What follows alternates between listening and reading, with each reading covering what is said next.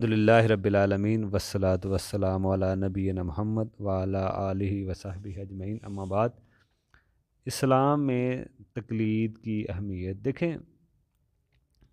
شرعی جو اہمیت ہے تقلید کی شرعی حیثیت دیکھیں، اس میں ہم اگر اب بات کریں کہ پہلے تو ہم نے بات کی ہے کہ ائمہ اربعہ کا قول اگر حدیث کے سامنے ہو تو آپ قول کو چھوڑیں، حدیث کو اپنائیں۔ ائمہ اربعہ کے ہم نے چاروں کو ایسے ہی زندگی کا طرز دیکھا ہے، طرز زندگی یہی تھی کہ جب حدیث آتی تو اپنا قول چھوڑ دیتے۔ یہاں بظاہر ابھی بھی اگر آپ کو کوئی قول، جیسے امام شافعی کا قول ہے بیوی کو ہاتھ لگے وضو میں تو وضو ٹوٹ جائے گا، حالانکہ حدیث ہے نبی علیہ السلام ہاتھ سے حضرت عائشہ کو ہاتھ لگا کے سائڈ پہ کرتے تھے جب سجدہ کرنا ہوتا تھا رات کو، تو حدیث ہے لیکن قول خلاف جا رہا ہے۔ لیکن ایسی جو اگر معاملہ بن جائے تو آپ حدیث کو اپنائیں۔ امام احمد بن حنبل شک کے روزے کے قائل تھے، لیکن شک کا روزہ حدیث میں منع ہے، تو آپ حدیث کو دیکھیں، قول کو چھوڑیں، یہی بات کر رہے ہیں۔ ہو سکتا ہے کہ دیکھیں ائمہ اربعہ جان بوجھ کر حدیث کو مخالفت نہیں کرتے تھے، ہو سکتا ہے حدیث نہ ہونے کی وجہ سے غلطی کی ہو، انہوں نے غلطی ان سے ہو گئی ہے، بھول چک ہو گئی ہے، یا حدیث موجود ہو فتویٰ دیتے وقت وہ بھول جاتے ہیں ہوں، یہ بھی تو ممکن ہے نا، فتویٰ دیتے وقت بعد بندہ حدیث بھول جاتا ہے، انسان ہے، جیسے حضرت عمر بھول گئے تھے، نبی علیہ السلام فوت نہیں ہوئے، لیکن جب حضرت ابوبکر صدیق رضی اللہ عنہ نے قرآن کی آیت پیش کی کہ موت ہر کسی کو آنی ہے تو وہ خاموش ہو گئے۔ احساس ہوا انہوں نے کہ میں غلطی میں ہوں، کیا ہے ان کو پتہ ہوگا آیت کا، لیکن وقتی طور پہ ذہن میں نہیں رہی۔ تو بہت سارے اسباب میں امام ابن تیمیہ نے ذکر کیے ہیں، ائمہ کو حدیث کے آگے ان کی کوئی بات اگر آ جاتی ہے تو بہت سے اسباب ہوتے ہیں، وہ اسباب آپ سمجھیں، اندھی تقلید نہ کریں۔ تو اسی طرح ائمہ کرام کا پاس کوئی عذر ہوتا ہوگا، جان بوجھ کر وہ حدیث کی مخالفت نہیں کرتے تھے، لیکن سوال ان کے پیروکار جو ان کو ماننے والے ہیں ان کا کیا عذر ہو سکتا ہے، ان کا کیا عذر ہوتا ہے، ٹھیک ہے نا؟ قرآن حدیث آنے پر واضح پھر ان کے پاس کوئی عذر نہیں رہنا چاہیے مقلدین پر۔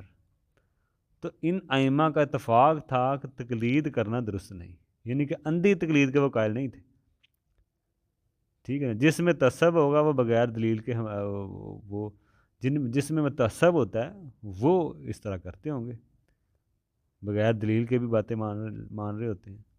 دلیل نہیں دیکھتے کیا انہوں نے پیش کیا ہے، حدیث کے مخالف تو نہیں۔ امام ابو حنیفہ کا قول ہے کہ صحیح حدیث سے میرا مذہب ہے، ہو سکتا ہے میرا قول آج کچھ اور ہو، کل کچھ اور ہو سکتا ہے میرے سامنے کل حدیث آ جائے میں اپنا قول چھوڑ دوں، میرے پیچھے نہ چلو۔ کتنی اہم پیاری بات انہوں نے کی، ہو سکتا ہے میرا آج قول کچھ اور ہو، کل اور ہو، پرسوں اور ہو، میرے سامنے کل کو حدیث آ جائے میں اپنے قول کو چھوڑ دوں، تو میرے پیچھے نہ چلو۔ کتنی پیاری انہوں نے بات کی، جو فقہ حنفی والے ہیں وہ اس بات کو سمجھیں، اس چیز کو غور کریں۔ انہوں نے تو پورا ایک مذہب بنا لیا ہے اور ٹس سے مس نہیں ہوتے، طویلے کر رہے ہوتے ہیں امام کی بات صحیح کرنے کا۔ امام صاحب نے تو کتنی پیاری بات کی ہے، اللہ ان کو اجر دے، کتنی پیاری انہوں نے بات کی ہے کہ میرا آج فتویٰ کچھ ہے، کل کچھ ہے، ہو سکتا ہے میرے سامنے کوئی حدیث آج میں اپنا فتویٰ چھوڑ دوں۔ تو اس لیے آج لوگوں نے اندھی تقلید کے نام پہ چل رہے ہیں۔ امام ابو حنیفہ کے قول کے سامنے کوئی اگر حدیث پیش کرتے ہیں تو امام ابو حنیفہ فوراً مان لیا کرتے تھے، آج کی طرح مسئلہ کی تعصب نہیں تھا ان میں، ٹھیک ہے نا؟ شخص پرستی نہیں تھی ان کی، شخصیت پرستی نہیں تھی ان کے اندر۔ امام مالک کہتے تھے کہ وضو کے دوران انگلیوں کے درمیان خلال نہیں کیا جائے گا، لیکن جب حدیث سامنے آئی تو خلال قائل تھے، وہ کرتے تھے، اور پیغام یہ دیا کہ تقلید نہیں کرنی، حدیث کو لینا ہے، ٹھیک ہے نا؟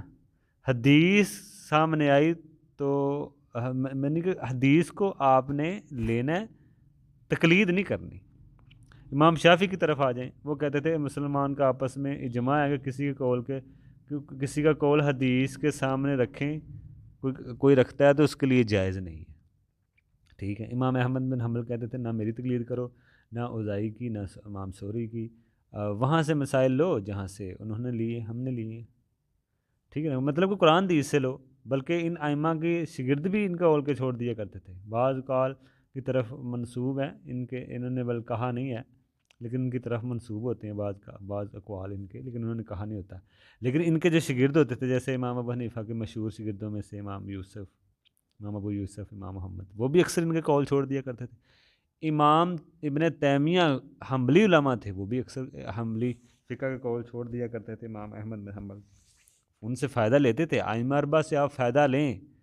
فقہ سے فائدہ لیں، لیکن جب حدیث ہو، قرآن واضح آ جائے، پھر ان کا قول آپ پر چھوڑنا فرض ہے، واجب ہے، ضروری ہے۔ ٹھیک ہے نا؟ تو یہ باتیں ہیں، انشاءاللہ ہم تھوڑا سا اسی کو آگے ہم بات کریں گے، اسی